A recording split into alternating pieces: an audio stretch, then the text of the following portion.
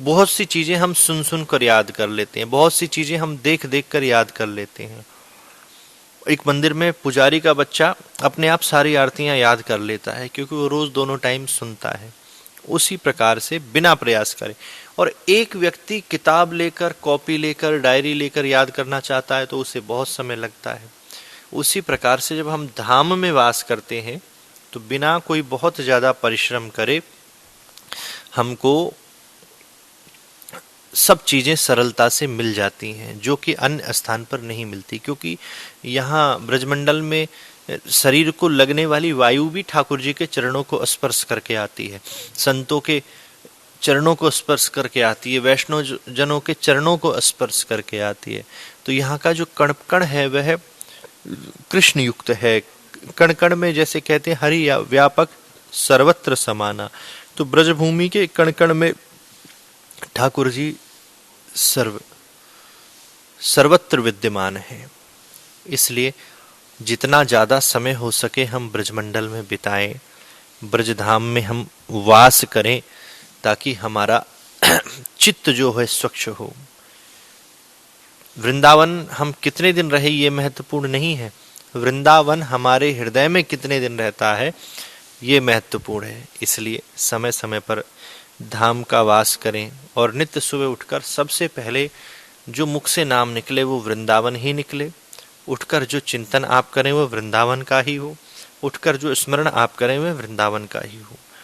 अगर आप अपने घर पर रहकर ठाकुर जी का नाम लेते हैं तो किशोरी जी छूट जाती हैं, किशोरी जी का लेते हो तो ठाकुर जी छूट जाते हैं, शंकर जी का लेते हो तो राम जी छूट जाते हैं, राम जी का लेते हो तो हनुमान जी छूट जाते हैं। लेकिन अकेले हम अगर वृंदावन का नाम लेते हैं और अगर हम कहते हैं श्री वृंदावन धाम की जय, तो ठाकुर जी की भी जय हो जाती है, किशोरी जी की भी हो जाती है, हनुमान जी भी यहाँ विद्यमान है, श्री गोपेश्वर महादेव भी हैं, सारे देव ईश्वर सब यहाँ पर विद्यमान हैं। इसलिए वृंदावन का स्मरण बहुत जरूरी है। ऐसा माना जाए कि आज की दृष्टि में वृंदावन एक ऐसा साबुन है जो हमारे हृदय रूपी वस्त्र को स्वच्छ कर सकता है। आपका कपड़ा बहुत गंदा हो जाता है, आपके हाथ गंदे हो जाते हैं, तो वह साबुन से या किसी हैंड वॉश वगैरह से आप साफ कर पाते हैं। उसी प्रकार से ये चित्त है, ये हृदय है, जब तक इसमें एक हरिनाम रूपी साबुन नहीं लगेगा तब तक यह चित्त साफ होने वाला नहीं है। इसलिए नित्य आप भी वृंदावन का स्मरण जरूर जरूर जरूर किया करो। अब अशांत क्यों है व्यक्ति कि हमारे पास धन का अभाव है, हमारे पास पैसे नहीं है, हमारे पास ये नहीं है, हमारे पास वो नहीं है। तो एक तो सबसे पहले आप खुश रहने का एक मूल मंत्र जान लो कि जो नहीं है वो मत देखो, जो है वो देखो। हमारे पास तो छोटी गाड़ी है, सामने वाले के पास बड़ी गाड़ी है, हमारे पास ऐसा मकान है, उसके पास बहुत बड़ा मकान है। उसको देखो जिसके पास मकान ही नहीं है, जिसके पास गाड़ी क्या स्कूटर तक नहीं है। एक बार उसका जीवन एक दिन के लिए जी करके देखो, या किसी सरकारी हॉस्पिटल के बाहर जा करके देखो। दिल्ली के एम्स हॉस्पिटल के बाहर हमने कई बार देखा, बहुत से लोग हमें वहां पर बैठे मिले, लेटे मिले सर्दी में। तो हमने कहा आप यहाँ पर क्यों हैं? तो बताया कि हमारा पेशेंट एडमिट है। तो हमने कहा सड़क पर क्यों पड़े हो?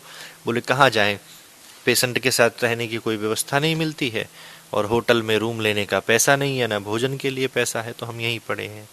कुछों का ऑपरेशन हो गया है, 10 दिन बाद फिर बुलाया है, तो वह बहुत दूर उड़ीसा से कोई कहीं से आया है, तो कहते हैं कि 2-3 दिन जाने में लगेंगे, 2-3 दिन आने में, तो 10 दिन सड़क पर ही पड़े रहो। कभी ऐसे व्यक्ति का जीवन जीकर देखो कि एक दिन क्या, एक घंटा क्या, एक मिनट भी दिसंबर में इस चिलचिलाती हुई गर्मी में, या जैसी अब वर्षा हो रही है एक बार में बहुत बहुत देर, ऐसे में खुले आसमान के नीचे रहकर समय व्यतीत करना कितना मुश्किल है। देखो हम सब पर भगवान की कितनी कृपा है। सर्दी आती है तो हमारे पास पहनने के भी गर्म कपड़े हैं, ओढ़ने के भी हैं। आप सब दिख रहे हैं, आपके पास भी है निश्चित। बारिश आती है तो हम सबके पास ऐसी छत है घर में जिसके नीचे हम स्वयं को सुरक्षित महसूस करते हैं, चाहे वो टीन शेड है, चाहे लेंटर है, चाहे कुछ भी है। और गर्मी में भी कुछ ना कुछ, एसी नहीं तो कूलर, कूलर नहीं तो पंखा, इतनी व्यवस्था तो आप सबके पास भी है।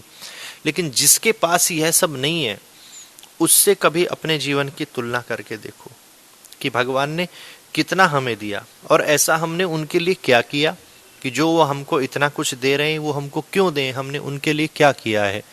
तब इस जीवन का महत्व तो हमें समझ में आएगा। तो मेरा तो यही कहना है कि भगवान से हमें ये नहीं कहना चाहिए कि हमें ये दे दो, हमें वो दे दो। भगवान से हमें एक ही चीज मांगनी चाहिए कि जो आपने दिया है वो हमें दिखने लग जाए, और जिस दिन जो मिला है वो दिखने लग गया, उस दिन से अपने आप को आप कभी गरीब नहीं महसूस करोगे।